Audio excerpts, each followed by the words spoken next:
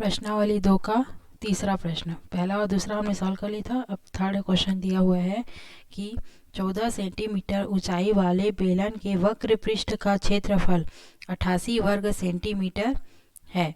बेलन के आधार का व्यास ज्ञात कीजिए। किसी बेलन का ऊंचाई दिया हुआ है 14 सेंटीमीटर और उसके वक्र पृष्ठ का क्षेत्रफल दिया हुआ है 88 वर्ग सेंटीमीटर। हमें उस बेलन के आधार की त्रिज्या पहले ज्ञात करनी होगी, फिर उसके बाद त्रिज्या को 2 गुना करने पे हमें व्यास प्राप्त होगा। Diameter is equal to 2 into radius formula से, है ना, कि व्यास बराबर 2 गुणित त्रिज्या होता है। उससे हमें बेलन के आधार का व्यास प्राप्त होगा। तो सबसे पहले सूत्र पर बेलन के वक्र पृष्ठ के सूत्र पर रख करके क्या करना होगा, बेलन की आधार की त्रिज्या ज्ञात करनी होगी। तीसरा प्रश्न है, दिया गया है गिवन क्या क्या दिया है कि बेलन की ऊंचाई height is equal to h is equal to 14 centimetre और बेलन के वक्र पृष्ठ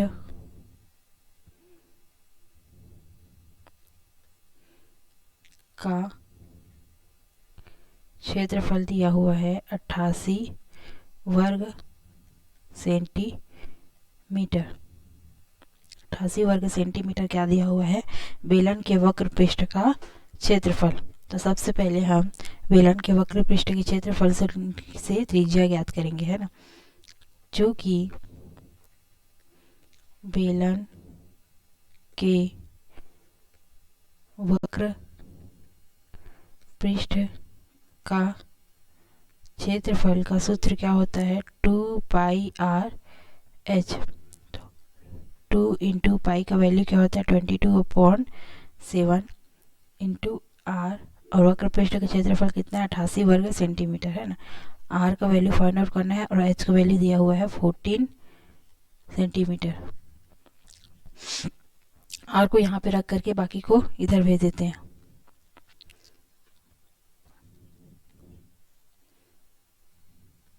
एटी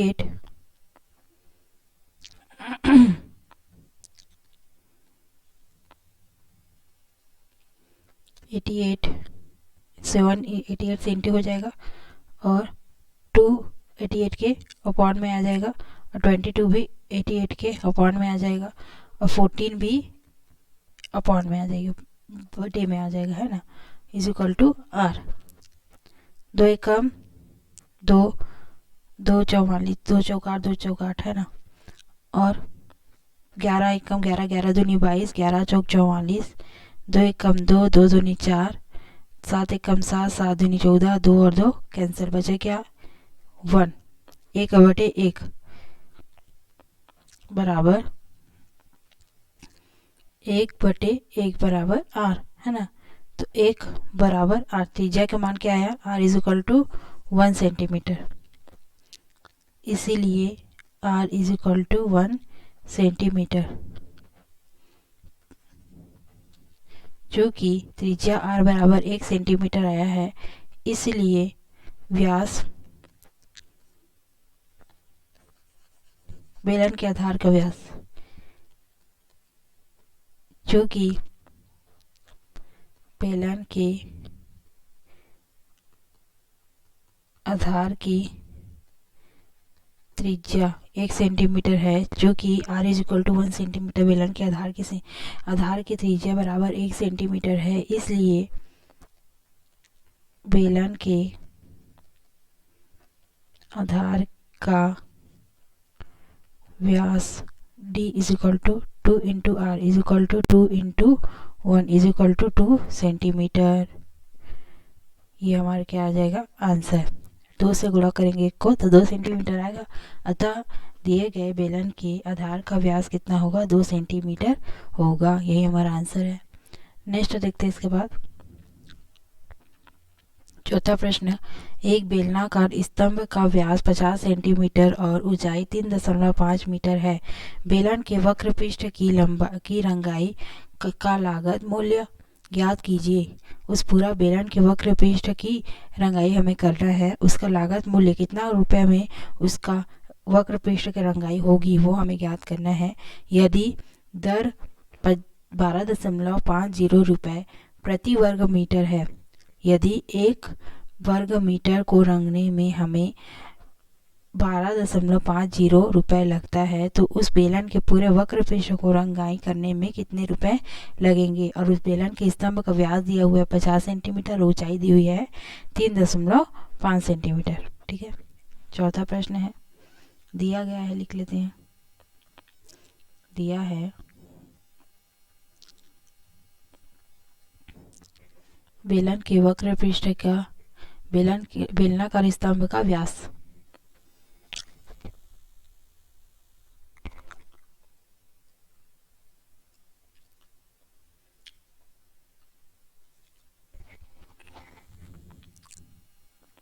एक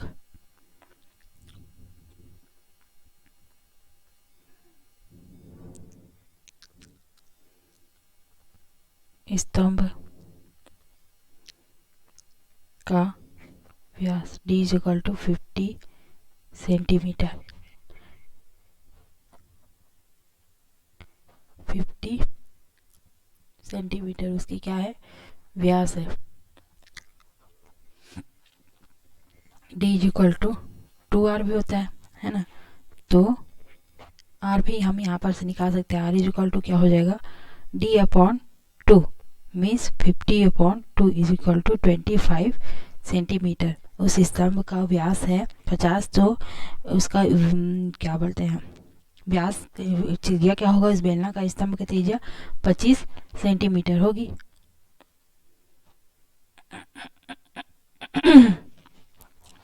और क्या दिया हुआ है, उस बेलनाकार स्तंभ की ऊंचाई कितनी दी हुई है, h = 3.5 सेंटीमीटर। और क्या दिया हुआ है, उस बेलनाकार स्तंभ को रंगने में प्रति मतलब कि 1 वर्ग मीटर को रंगने में 12.50 रुपये लगते हैं।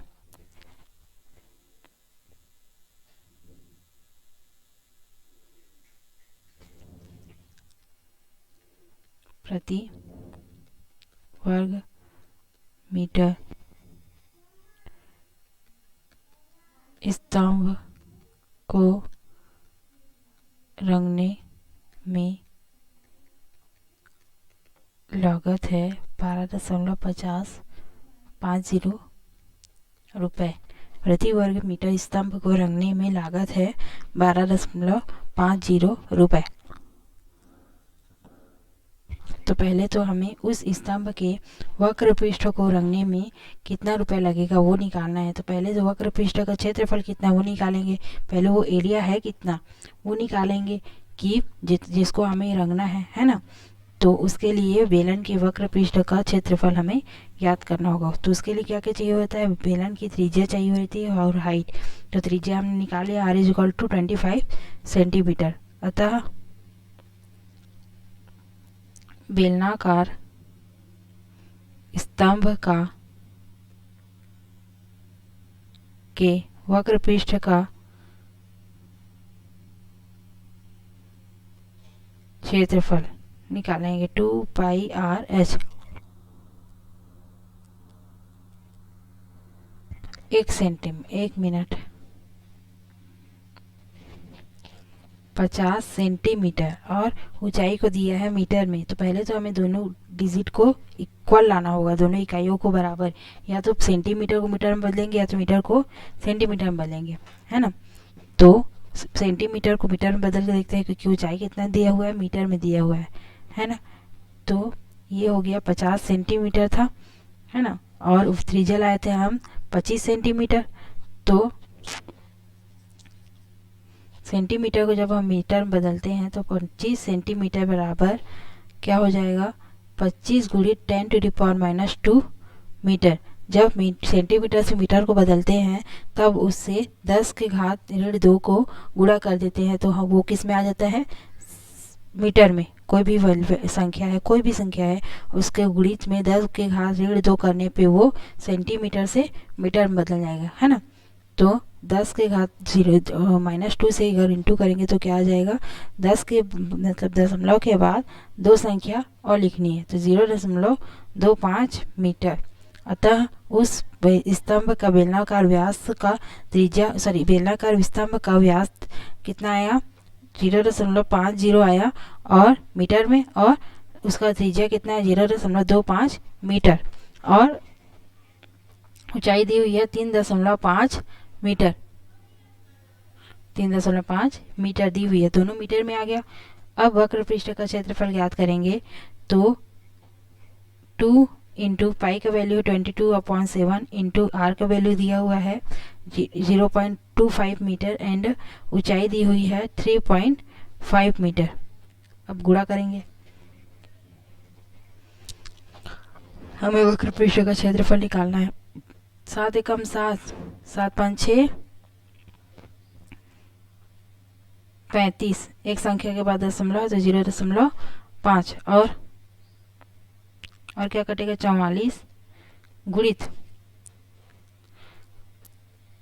25 को 5 से गुणा करते हैं, तो 5 पंचे 25 की 5 हासिल में आया 1, 5 दूनी 10 और 1 11, 5 पंचे 25 की 5 हासिल में आ गया 2, 5 एकम 5, 5 दूनी 10, 10 11 12 125 और 1 2 3 संख्या के बाद दशमलव लगाना है, मतलब कि 0.125 0.125। 25 को हमने 0.25 को 0.5 से गुणा किया, तो 1 2 25 में 2 संख्या है और 0.5 में 1 संख्या है, तो 3 संख्या के बाद दशमलव लगाना है। अतः 44 को गुणा करना है 0.125 से।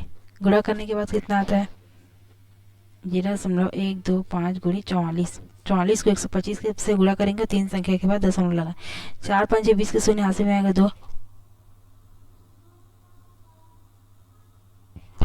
4 5 6 4 4 4 8 8 9 10 के शून्य हासिल में आ गए 1, 4 एकम 4 1 5 गुणित 0, 4 को फिर से 125 से गुणा करेंगे तो 0 0 5 0 0 5 5, 3 संख्या के बाद दशमलव 1 2 3 संख्या के बाद दशमलव, तो 5.5 आया। दशमलव के बाद 0 का कोई महत्व नहीं होता, अतः इसका दोनों को आपस में गुणा करेंगे तो कितना आएगा, 5.5 मीटर, वर्ग मीटर स्क्वायर, वर्ग मीटर, है ना।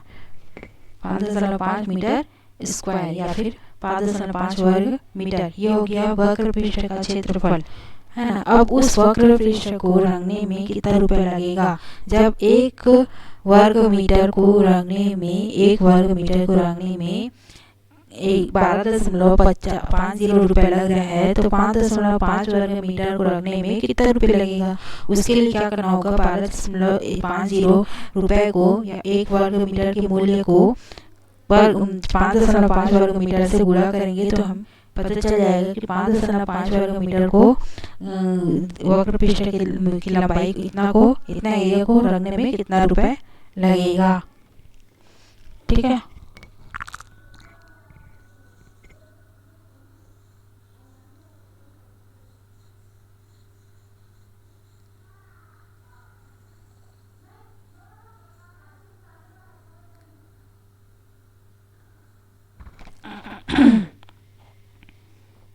क्योंकि 1 वर्ग मीटर स्तंभ को रंगने में लागत है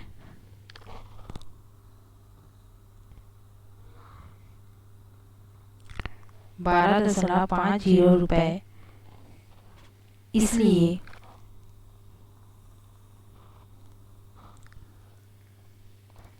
5.5 वर्ग मीटर स्तंभ को